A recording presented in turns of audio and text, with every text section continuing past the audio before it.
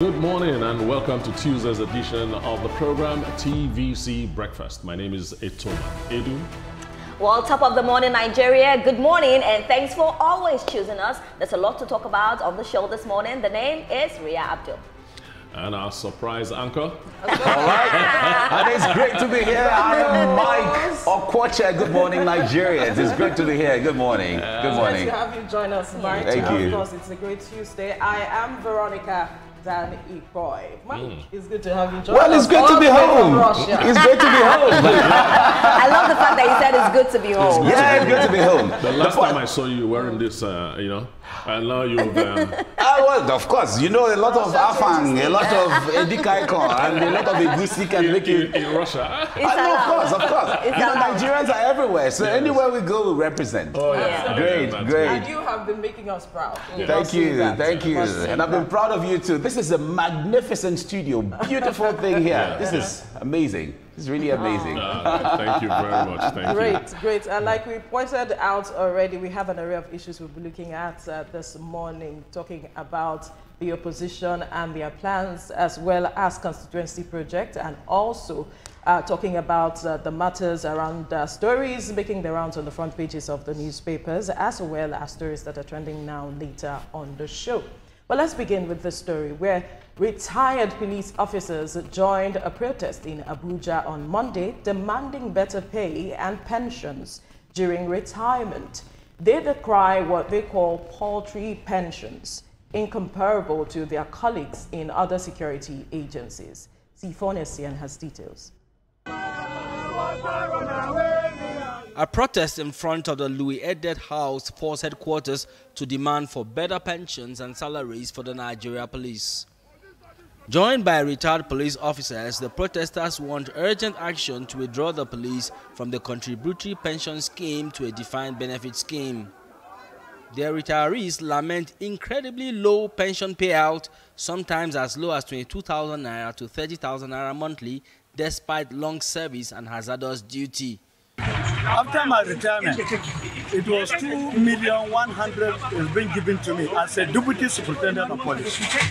And every month, my monthly pension is 35,000 naira. I stay for 1 year, 3 months before they give me 1.9. Every month I'm receiving 22,000 up to today. I was told to come and sign a consent form. And when I get to pension headquarters here in Abuja, I was given a form to sign. And I was told that my pension, my gratuity is 3.6 million. And I shouted. I was enlisted into the Nigerian police force in 1982. And I went for cadet. Cadet days. I am a member of Force 23, 2009. You see, what we are telling the federal government, they should give justice to themselves if they really need peace. The protesters marched to the National Assembly to press for action. So we decided today that the Nigerian people will join hands with you to fight this battle once and for all. And we expect also serving police officers to are joined in this battle. But we know the manipulation that they are going through.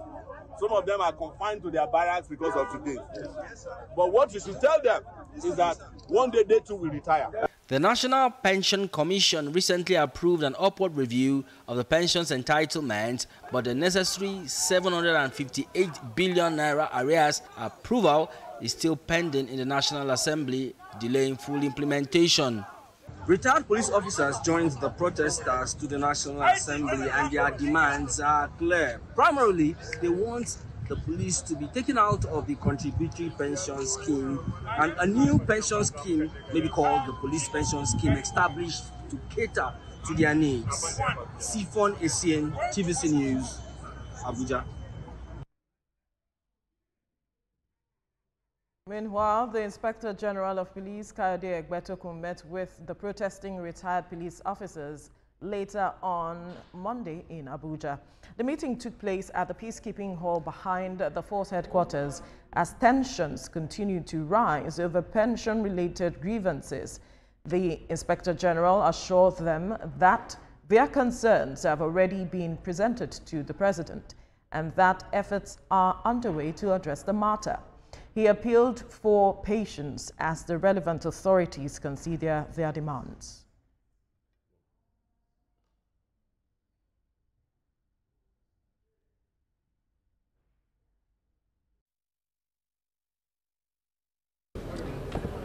They gave us notice that they will be coming out today for protest, and we responded that we will welcome them, we will accommodate them. Okay? After the protest, I decided to have a meeting with them. They have been able to tell us their grievances. I've taken note of all their complaints, and many of what they are complaining about are things that we're already addressing, which they don't know. So I've been able to explain all of that to them, and I think they have a better understanding of what the issues are. And I don't think they will come out again tomorrow to protest. Well, we may not be able to tell if they will come out again to protest, but I like the fact that the Inspector General of Police stepped in as quickly as possible to addressing the matter, saying that it is something that was already in the offing that they were addressing. But I believe that the people should have been carried along for them to know that this is what they were doing so as to avoid these kinds of protests, because they have their implication on the profile of the police force. But from your perspective, talk to us about what you make of this protest. For me, it was a little bit disturbing. It's the first time ever that I've ever heard that either serving policemen or retired policemen are demonstrating for anything. And I saw one of the placards that says, senators earn 30 million a month. You know, and we receive 35,000 naira pension. You see, the disparity in the figures just got me laughing, and it's quite unfortunate that it's happening like this. These are men that spent their productive years, you know, under the sun, in the rain, protecting our cities, protecting our countries. The risk involved in that job is a whole lot. Absolutely. Now, when they retire, you would expect that they'll be taken care of. And unfortunately, that's not the case. So I think the protest is legitimate, though it is a little bit strange to me that that protest happened at all. And I pray that it's not just words that the IGP said, that action will follow those words. Absolutely. Action following those words are critical because we've been talking about the limited number of policemen that we have in the country and how we've been trying to encourage young persons to be part of the police force. But when they see these kinds of things, would you like to join? Well, what I'll say is that these people, first of all, they were praying. And after praying, they resorted to going for a protest.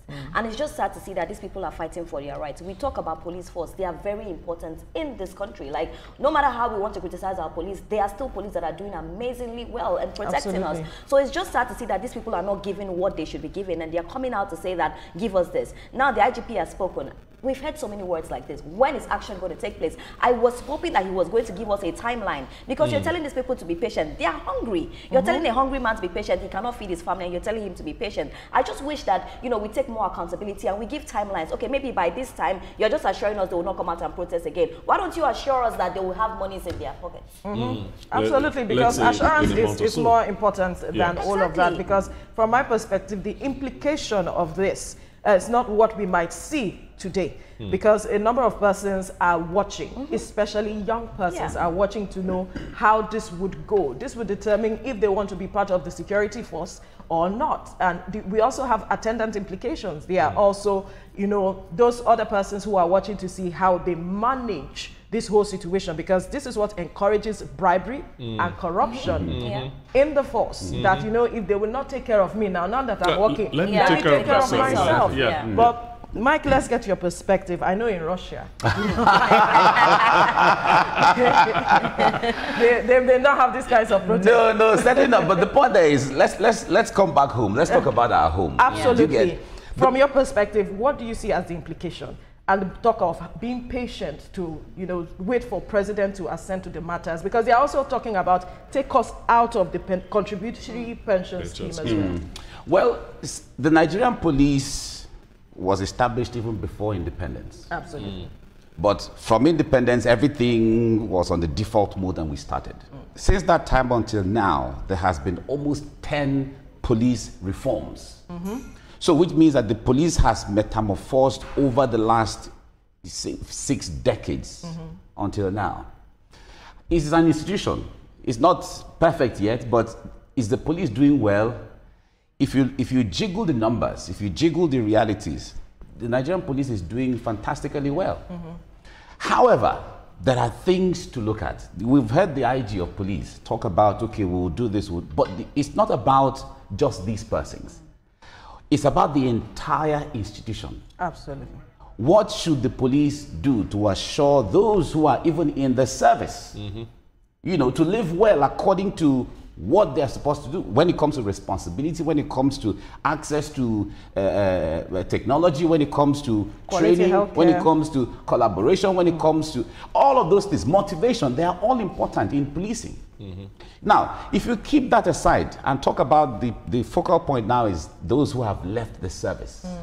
This thing started by one officer who, I think, who complained, did a viral video. My God. We could see the emotions in him. And since then, everybody, so when they got those messages, everybody started coming out. Everybody started coming out. And now we give an impetus to these people to come out. There are so many others who may not be there. We won't see them. But the point there is, it's about the institution. We agree with the IG, but the issue there is that, like he said, we are doing a lot of things they don't know.